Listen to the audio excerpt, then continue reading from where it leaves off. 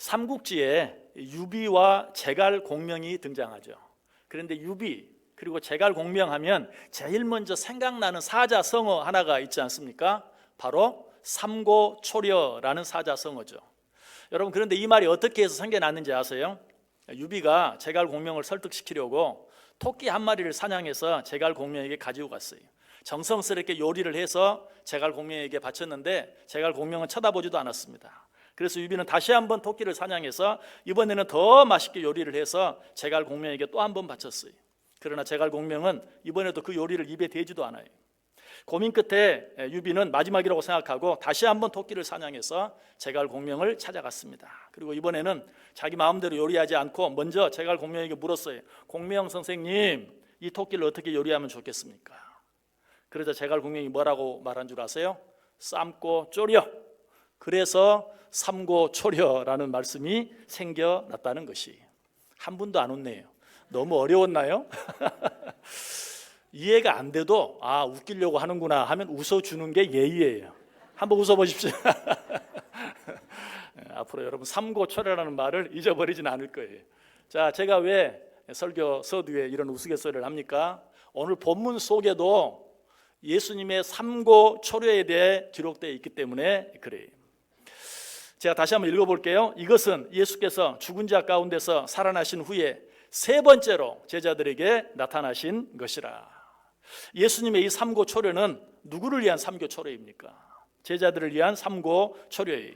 예수님께서는 죽음 가운데서 부활하신 후에 제자들을 위해 세 번이나 그들을 찾아가셨어요. 예수님께서 제자들을 맨 처음 찾아가신 것은 언제였습니까? 우리 성경 한번 읽어볼까요? 요한복음 20장 19절 말씀 같이 읽겠습니다. 이날 곧 안식 후 첫날 저녁 때에 제자들이 유대인들을 두려워하여 모인 곳에 문들을 닫았더니 예수께서 오사 가운데 서서 이르시되 너희에게 평강이 있을지어다. 여러분, 이 모습 다 기억하시죠? 유대인들이 자기를 죽일까 봐 무서워서 문들을 닫고 있는 가운데 부활하신 예수님께서 나타나셨던 장면이. 자, 예수님께서 제자들을 두 번째로 찾아가신 것은 언제였습니까? 역시 요한복음 20장에 나와요. 같이 읽습니다. 요한복음 20장 26절 시작. 여드레를 지나서 제자들이 다시 집안에 있을 때에 도마도 함께 있고 문들이 닫혔는데 예수께서 오사 가운데 서서 이르시되 너희에게 평강이 있을지어다 하시고. 자, 예수님께서 두 번째로 똑같은 곳에 다시 한번 찾아오셨어요. 자, 그리고 예수님께 제자들을 세 번째로 찾아가신 것은 언제였습니까? 오늘 본문이 기록되어 있는 요한복음 21장 맨 첫 절 1절에 나와요. 역시 같이 읽겠습니다. 요한복음 21장 1절 시작. 그 후에 예수께서 디베리아 호수에서 또 제자들에게 자기를 나타내셨으니 나타내신 일은 이러하니라. 이 세 번째 예수님이 나타나신 것은 디베리아 호수, 갈릴리 바다죠. 그곳에 다시 한번 나타나셨어요. 이때 예수님께서 어떤 일을 하셨습니까? 우리가 이미 여러 번에 걸쳐 생각해 본 것처럼 갈릴리 바닷가에서 밤새도록 고기를 잡았지만 한 마리도 잡지 못한 제자들에게 그물을 배 오른편에 던져라 라고 말씀하시므로 그물을 들어 올릴 수 없을 만큼 많은 고기를 잡게 하신 일을 하셨던 것을 보게 돼요. 자, 그런데 왜 오늘 본문은 예수님께서 제자들에게 세 번째로 나타나셨다는 사실을 굳이 밝히고 계시는가? 사실 오늘 본문은 본문 앞뒤의 문맥을 생각하면 조금 부자연스러운 느낌이 들어요. 자, 13절과 14절과 15절을 제가 다시 한번 읽어볼게요. 예수께서 가셔서 떡을 가져다가 그들에게 주시고 생선도 그와 같이 하시니라. 이것은 예수께서 죽은 자 가운데서 살아나신 후에 세 번째로 제자들에게 나타나신 것이라. 그들이 조반 먹은 후에 예수께서 시몬 베드로에게 이르시되. 여러분 느끼셨는지 모르지만 14절이 없으면 훨씬 더 자연스러울 것 같은 그런 내용이. 자, 그러면 제가 14절을 빼고 13절과 15절 한번 붙여서 읽어볼게요. 예수께서 가셔서 떡을 가져다가 그들에게 주시고 생선도 그와 같이 하시니라. 그들이 조반 먹은 후에 예수께서 시몬 베드로에게 이르시되.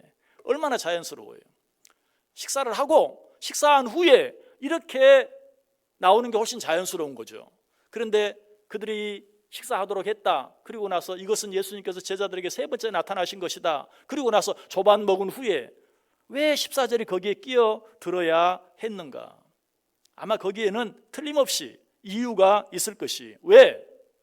성경에 기록된 내용 가운데 우연히 기록된 내용은 없어요. 또 기록되지 않아도 되는데 기록되어 있는 내용은 없어요. 성경에 기록된 내용 가운데는 반드시 우리가 알아야 될 중요한 내용이나 또 우리에게 주시길 원하시는 중요한 교훈이 있을 때 그것을 기록했다고 성경이 이야기. 이 사실을 성경을 한번 읽어보면서 확인할까요? 요한복음 20장 30절과 31절 말씀 우리 같이 읽습니다. 예수께서 제자들 앞에서 이 책에 기록되지 아니한 다른 표적도 많이 행하셨으나 오직 이것을 기록함은 너희로 예수께서 하나님의 아들 그리스도이심을 믿게 하려 함이요 또 너희로 믿고 그 아들을 힘입어 생명을 얻게 하려 함이니라. 무슨 말인 것 같아요? 예수님이 행하신 일을 기록할 것이 너무나 많이 있다. 그러나 그 많은 것들 가운데 이것을 기록함은 너희로 하여금 예수 그리스도가 하나님의 아들이심을 믿어 구원 얻고 생명을 얻게 하려 함이다 라고 분명하게 말하고 있어요. 우리 이 내용은 이미 생각해 보았죠. 그런데 아직 우리가 생각해 보지 않은 내용 가운데도 똑같은 교훈을 주는 말씀이 있어요. 요한복음 맨 마지막 장 21장 맨 끝절 25절에 보면 이 내용을 또 한 번 우리에게 말씀해 줘요. 역시 한번 같이 읽어봅니다. 예수께서 행하신 일이 이 외에도 많으니 만일 낱낱이 기록된다면 이 세상이라도 이 기록된 책을 두기에 부족할 줄 아노라. 무슨 말씀일 것 같아요? 성경에 기록된 모든 말씀은 그 외에도 기록해야 할 말씀들이 너무나 많지만 다 기록하려면 이 세상 전체를 도서관으로 삼아도 그 기록들을 다 보관할 수 없기 때문에 그 많은 내용들 가운데 꼭 기록해야 될 내용만 골라서 기록했다는 것이, 즉 어떤 내용이 성경에 기록된 데는 반드시 특별한 이유가 있고 목적이 있다. 바꿔서 말하면 성경에 기록된 모든 말씀은 우연히 어떻게 하다 보니까 기록된 말씀이 단 한 구절도 없다는 것이, 그렇게 본다면 오늘 본문에 기록된 이 내용은 기록되지 않으면 안 될 중요한 내용이고 그 내용 가운데는 우리가 알지 않으면 안 될 중요한 교훈이 들어있다는 것이 분명히. 자, 그 내용, 그 교훈이 무엇일까요? 그것은 하나님께서 당신의 제자들을 얼마나 사랑하셨는가 하는 것이. 좀 더 자세히 말하면 제자들은 예수님이 돌아가시자마자, 아니 그보다 훨씬 먼저, 즉 예수님이 잡혀가시자마자 예수님을 버리고 떠나가 버렸어요. 그러나 예수님께서는 어떻게 하셨어요? 그럼에도 불구하고 예수님은 그들을 포기하지 않으셨어요. 그래서 예수님께서는 죽음에서 다시 부활하시자마자 제일 먼저 제자들부터 챙기셨다는 것이, 이것이 바로 오늘 본문에서 예수님께서 제자들에게 3번씩이나 나타나셨다는 사실을 굳이 밝히고 있는 이유예요. 그럼 이제 예수님께서 부활하신 후 제자들에게 나타나신 이 3번의 사건들을 다시 한번 자세히 살펴보므로 이 사실을 보다 분명하게 확인해 보기를 원해요. 예수님께서 부활하신 후 제자들에게 처음 나타나신 것은 예수님이 십자가에 달려 죽으신 후 이제는 자기들 차례, 예수님이 잡혀가셔서 고난받으시고 십자가에 달려 죽었으니 이제는 그 예수님을 믿고 따랐던 우리들 차례구나 라고 생각하고 두려워서 꼭꼭 문을 잠그고 방 안에 숨어 있었던 때였어요. 요한복음 20장 19절이 말하죠. 이날 곧 안식 후 첫날 저녁 때에 제자들이 유대인들을 두려워하여 모인 곳에 문들을 닫았더니, 이제 우리 차례인데 어떡하나, 큰일 났다 걱정하면서 두려워하면서 숨어 있었어요. 이 모습을 보고 알 수 있는 게 뭐예요? 그들은 예수님은 이제 아예 잊어버렸어요. 예수님의 죽음을 더 이상 슬퍼하지도 않아요. 이제 그들의 관심은 뭐예요? 예수님이 당했던 고난, 그 엄청난 고난의 불똥이 우리에게 튈까 봐 전전긍긍하며 두려움에 떨고 있었을 뿐이에요. 그리고 예수님께서 부활하신 후 제자들에게 2번째 나타나신 사건은 어떤 사건이었습니까? 예수님께서 동일한 장소에 다시 한번 나타나신 사건이라고 그랬죠. 그때 거기에서 어떤 일이 있었죠? 예수님이 처음 나타나셨을 때 그 자리에 없었던 도마가 2번째 나타났을 때는 있었어요. 그런데 도마가 예수님을 보고 뭐라고 말해요? 나는 당신을 못 믿겠다. 당신이 정말 부활하신 예수님인지 난 모르겠다. 나는 당신이 십자가에 달리신 그 손의 못자국, 또 그 십자가 위에서 찔린 그 옆구리의 창자국, 거기에 내 손가락 넣어보지 않고는 나는 못 믿겠다라고 말했죠.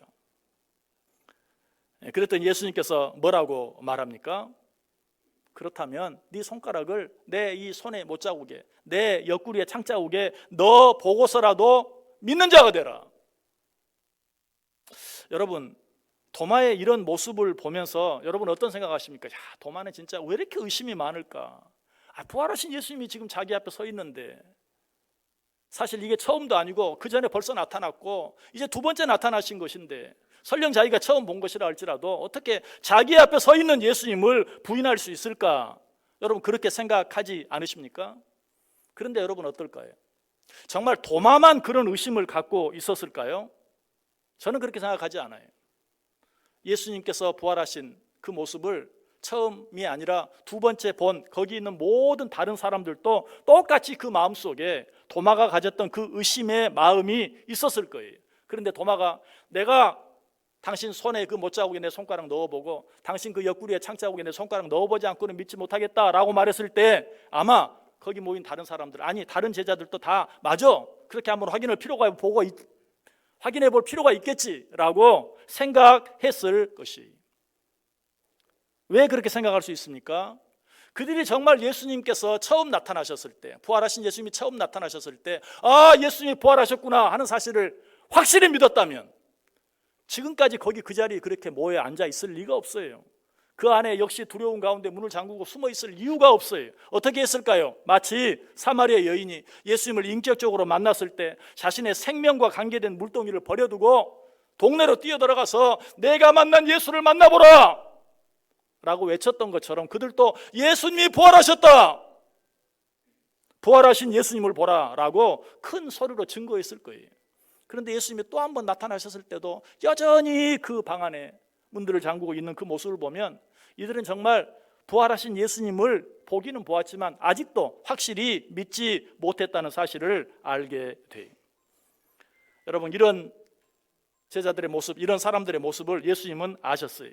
그래서 예수님은 어때요? 그런 그들을 다시 한번 찾아오신 것이, 그리고 꼭 도마 한 사람만을 위해서가 아니라 거기에 있는 모든 사람에게 너희들이 나를 보고도 여전히 두려움 가운데 있다면 이제는 지금이라도 내 손에 난 못자국과 내 옆구리에 난 창자국에 너희들의 손가락을 직접 넣어보고서라도 나를 믿지 못하는 자가 되지 말고 믿는 자가 되라.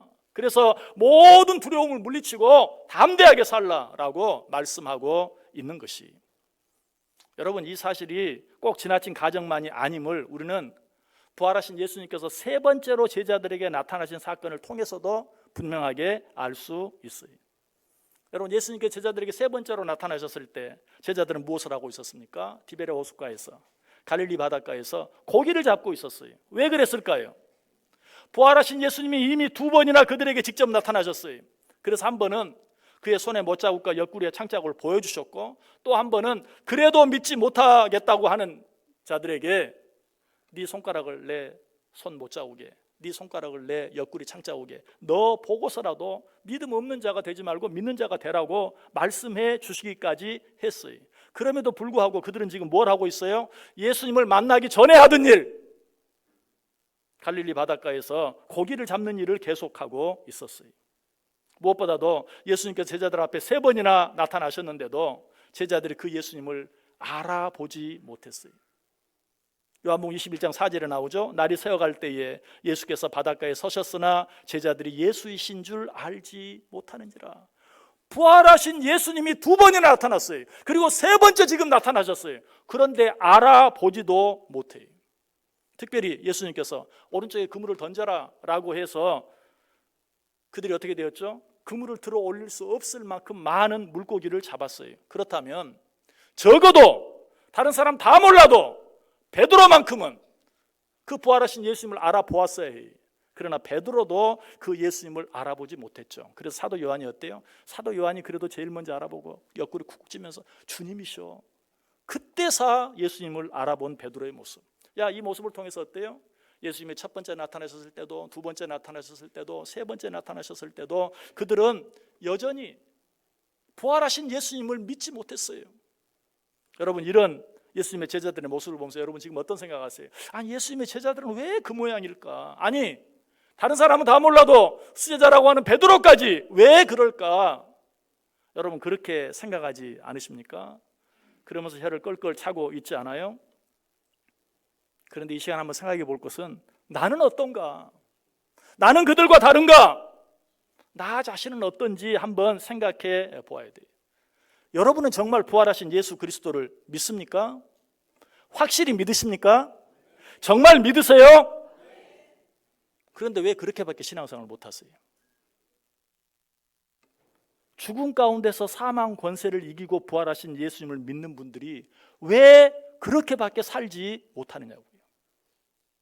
부활하신 예수님을 직접 보지 못했기 때문입니까? 여러분, 예수님께서는 우리에게 당신께서 부활하셨다는 사실을 확실히 믿게 하기 위해 어떻게 하셨다고요? 삼고초려가 아니라 백고초려, 천고초려, 만고초려를 하셨다는 사실을 알아야 돼요. 무슨 말이냐고요? 여러분, 주일이 어떤 날입니까? 오늘이 어떤 날입니까? 여러분, 주일은 예수님의 부활을 기념하는 날이에요. 원래 안식일은 언제였죠? 토요일이었어요. 그런데 예수님께서 안식 후 첫날 일요일에 부활하신 것을 기념해서, 아니 그날을 잊지 말고 그날을 기억하게 하기 위해서 신약시대에는 일요일을 주일로 정하고 그날에 모여 우리가 이렇게 예배 드리고 있는 것이. 그래서 찬송가 46장에 보면 주일 찬양이 나오죠. 그런데 2절에 보면 이런 가사가 있어요. 주 오늘 부활하시고 사망을 이겼네, 고초를 맺는 성도들 그 복음 전하세. 주일이 어떤 날이라고요? 부활하신 날, 사망 권세를 이기고 부활한 날이 바로 주일이에요. 이처럼 주일이 우리 예수님께서 부활하신 것을 기념하는 날이라면, 예수님께서 부활하신 이후에 도대체 몇 번이나 우리를 찾아오신 것입니까? 예수님이 부활하신 지가 몇 년 지났죠? 정확히 2000년 지났어요. 그러면 2000년 곱하기 1년 52주 하면 몇 번입니까? 10만 4천 번이.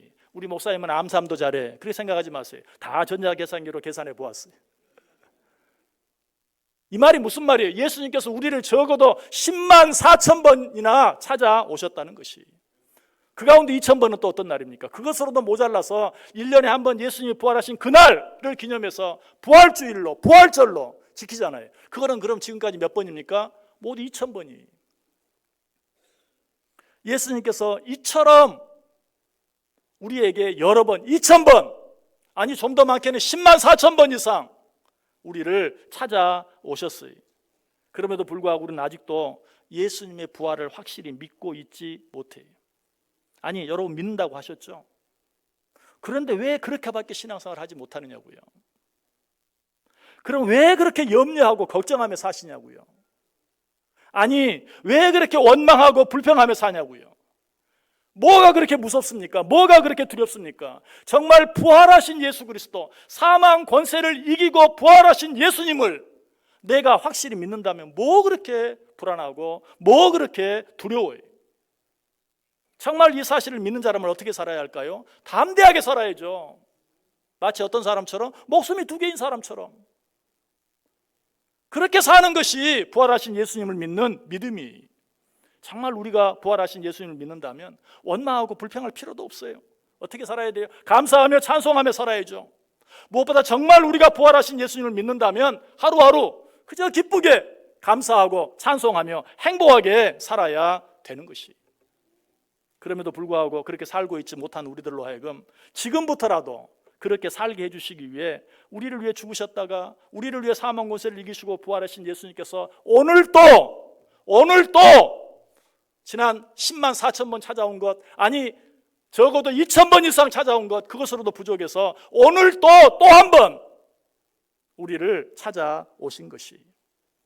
그런데도 여전히 두려움에 떨며 사방이 꽉꽉 막힌 방 안에 문들을 굳게 닫고 사시겠어요? 그런데도 여전히 도마처럼 부활하신 주님의 손에 난 그 못자국, 주님의 옆구리에 난 그 창자국에 내 손가락을 집어 넣어보지 않고는 나는 못 믿겠습니다 라고 하실 거예요? 여러분 표정 보니까 내가 언제 그랬습니까? 적어도 난 그러진 않았습니다 라고 하시는 것 같은데, 우리 늘 그러잖아요. 한 번만 보여주세요. 한 번만 고쳐주세요. 한 번만 이 문제 해결해 주세요. 그러면 믿을게요. 그러면 나 신앙생활 잘할게요. 날마다 그렇게 신앙생활 하잖아요. 그 말이나 내 손가락 그 손의 못자국에, 내 손가락 그 옆구리에 넣어보지 않고는 믿지 못하겠습니다.